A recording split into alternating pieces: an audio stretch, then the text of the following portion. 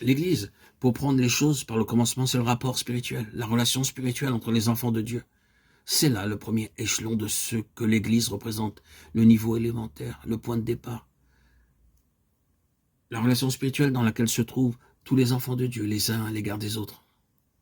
Ici, il n'est pas besoin de consacrer beaucoup de temps pour expliquer que tous les enfants de Dieu vraiment nés de nouveau sont fondamentalement et organiquement un, qu'ils possèdent en commun une seule et même vie.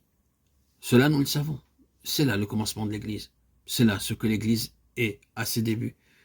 Une relation spirituelle en raison de cette vie particulière que tous possèdent et qui est la vie du Seigneur Jésus-Christ. Mais ce n'est pas tout. L'Église est bien plus que cela.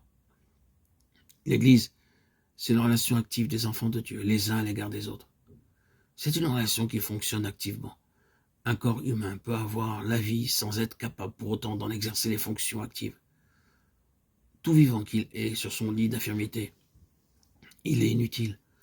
Pour toutes les exigences de la vie pratique, c'est comme s'il était mort. C'est un corps qui ne fonctionne pas. Le désordre s'est sans doute installé dans l'organisme et la coordination des fonctions fait défaut. Quand, abaissant les regards sur les siens, le Seigneur constate qu'ils ont la vie, mais que les fonctions de relation sont faussées ou inexistantes. Pensez-vous que son cœur puisse être satisfait? Ce qu'il appelle son Église, ce n'est pas simplement un corps animé de sa vie.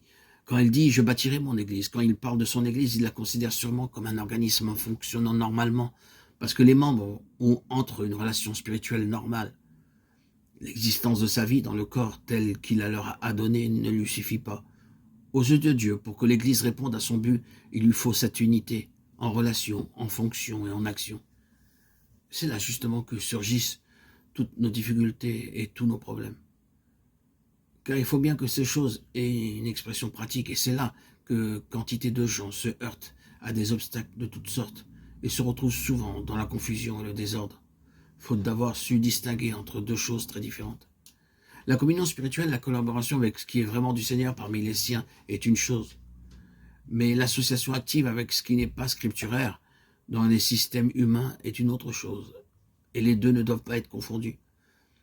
Voici ce que je veux dire. Il y a des gens qui pensent que pour être en communion avec tel ou tel chrétien, il faut entrer dans leur milieu, devenir une partie intégrante de leur système, de leur communauté, de leur ordre de choses. Pour eux, la preuve de la communion fraternelle, c'est d'être avec eux au sein de leur communauté. Ce n'est pas ce que nous entendons quand nous parlons d'une communion fraternelle active entre enfants de Dieu sur une base spirituelle. Sur une base spirituelle. Et c'est ici malheureusement que les points de vue divergent. Quelqu'un peut dire soit en parole, soit par des sous-entendus, soit par son attitude. Si vous voulez me prouver que vous êtes en communion avec nous, vous devez vous identifier à mon milieu et vous devez vous y engager avec nous. Mais la relation spirituelle entre enfants de Dieu est tout autre chose. Et c'est là que surgissent toutes les difficultés. Et c'est là si souvent que le Seigneur oblige à des séparations si douloureuses. En effet, les deux difficultés essentielles sont les suivantes.